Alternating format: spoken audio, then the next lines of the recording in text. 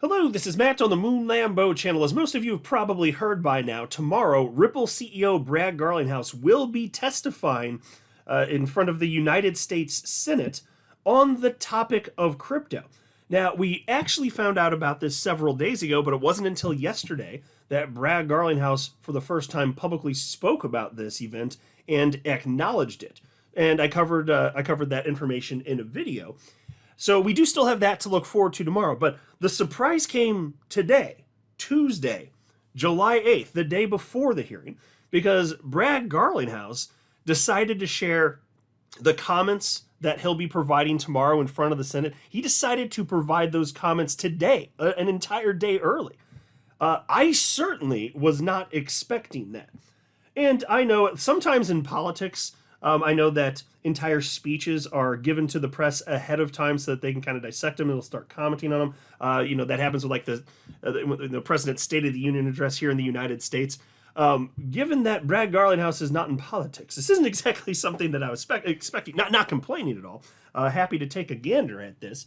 Now, the comments themselves, I'm going to share with you the comments in their entirety. I haven't read them yet, so we're going to get to experience it together. Other than I glossed over like a couple parts, and I did see a couple snippets from the XRP community sharing key parts on social media. And so I can tell you this, Brad Garlinghouse absolutely did talk about XRP specifically, which means tomorrow he will be talking, at least in part, to the United States Senate on the topic of crypto, but specifically XRP.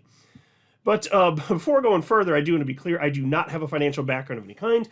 I am not offering financial advice, and you definitely should not buy or sell anything because of anything I say or write. I'm just an enthusiast who enjoys making YouTube videos about crypto-related topics, but just as a hobby and just for fun. By the way, I came across this post just a few hours ago, and got me thinking here. This could be a lot of fun tomorrow. Take a look at this post from Paul Barron.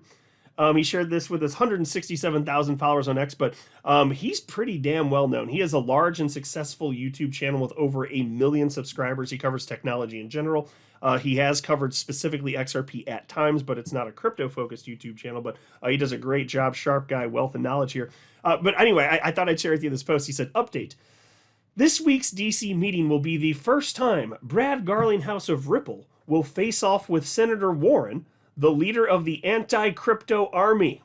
How will Senator Warren get schooled? And that's Senator Warren on the right there, of course. And oh boy, is she anti-crypto. There's no one more anti-crypto in the Senate than Elizabeth Warren. In fact, during the presidential campaign, she bragged that she was raising, their actual advertisements, she bragged that she was leading an anti-crypto army and attempting to raise money to that end, which is gross, but that's what she was doing. Even though there's no anti-crypto constituency, she sure was going for that vote that doesn't exist, which is hilarious. What an idiot stick. But anyway, so Elizabeth Warren, she always says a bunch of stupid stuff, and she doesn't actually ask good faith questions, and I don't think she actually understands in-depth crypto, but she sure does hate it, and she wants it to not exist. Given that tomorrow she's in all likelihood going to be questioning Brad Garlinghouse directly and trying to grill him, I'm very curious to see how that goes. I don't believe it's going to go well for Senator Warren. I'm pretty sure that whatever the hell she uses verbally to try and trip up Brad Garlinghouse, not going to work. Because the facts and reality are on the side of Brad Garlinghouse. That's why. So it'll be interesting to see what the hell this idiot stick says. It's not going to go well for her. And so here's the post yesterday where he was breaking the news that he was going to be speaking. Brad Garlinghouse wrote, I am honored to be invited to testify in front of the Senate Banking Committee this Wednesday on the need for passing crypto market structure legislation. Thank you, Senate. This is the @Banking GOP, so it's the U.S. Senate, the Banking Committee handle on X. Thank you, Chairman Senator Tim Scott, Senator Loomis, Senator Ruben Gallego as leaders of the Subcommittee for Digital Assets. Your leadership, both with this hearing and over the years in championing the crypto industry, has been critical to getting us to this important moment. Constructive crypto market structure legislation in the U.S. is imperative in bringing about a new era of innovation and financial opportunity while protecting consumers. And then we got this today. Here's the new part. Take a look at this. He shared this post on X just in the afternoon. This wasn't too long ago. This is posted at 3:49 p.m. Central. And he said, ahead of the Senate hearing tomorrow, let me introduce you to some of the 55 million Americans that own and use crypto.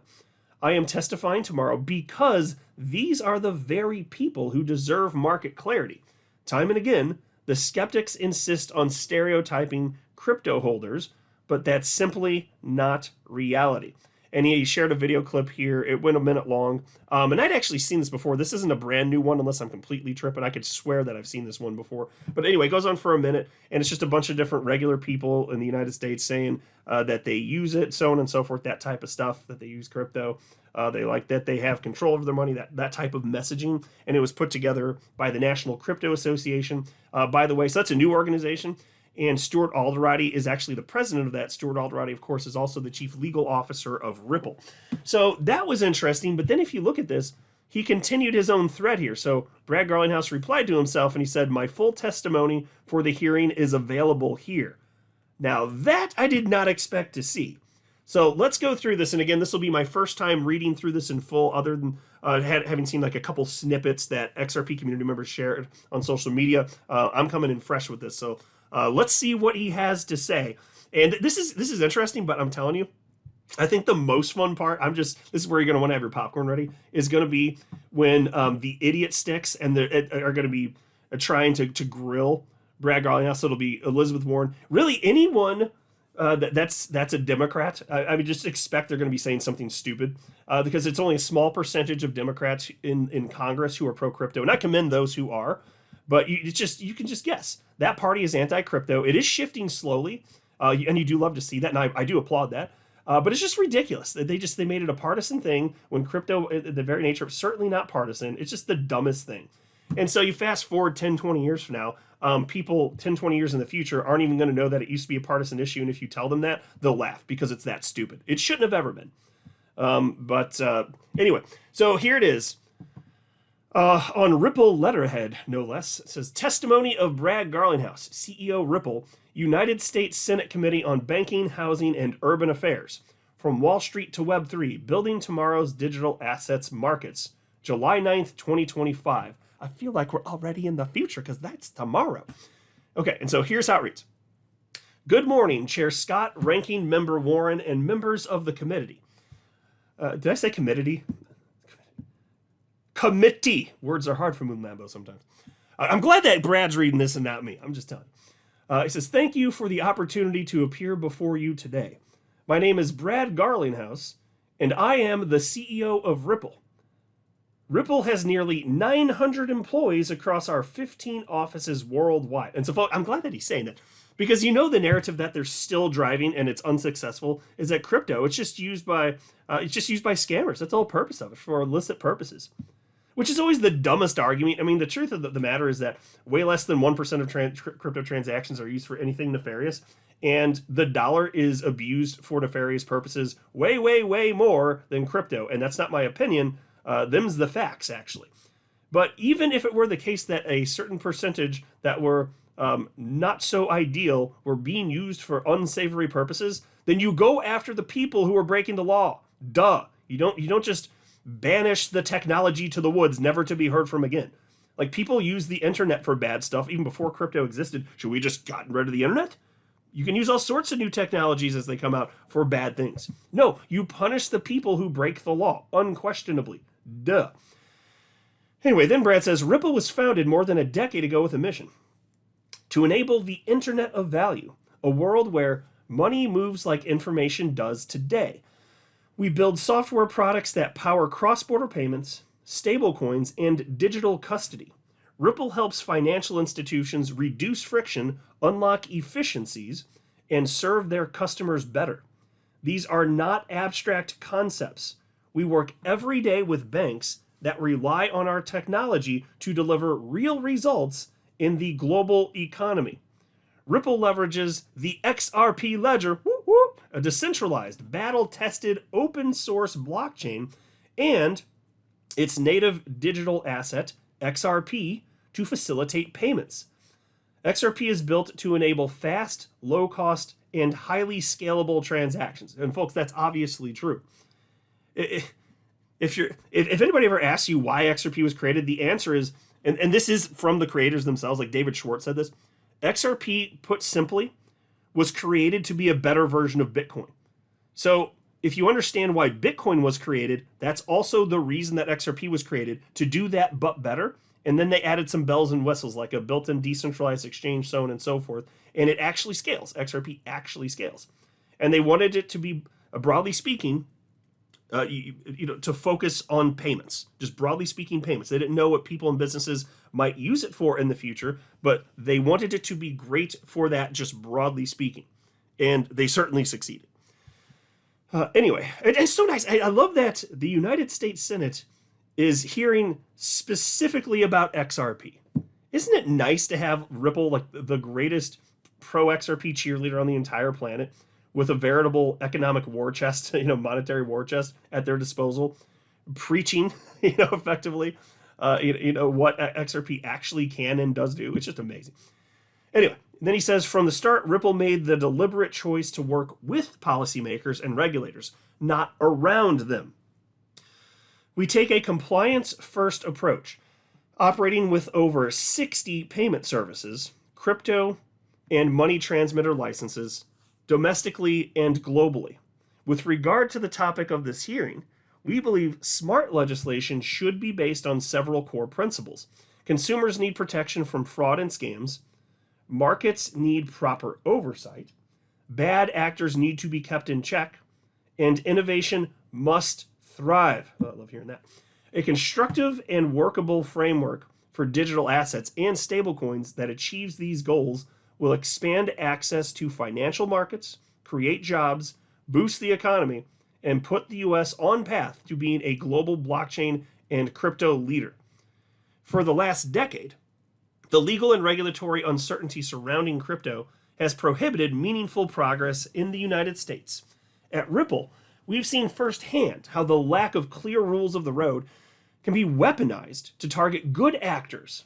In turn, the technology, jobs, and tax dollars that go with it are pushed offshore, reducing regulatory oversight and putting consumers at higher risk.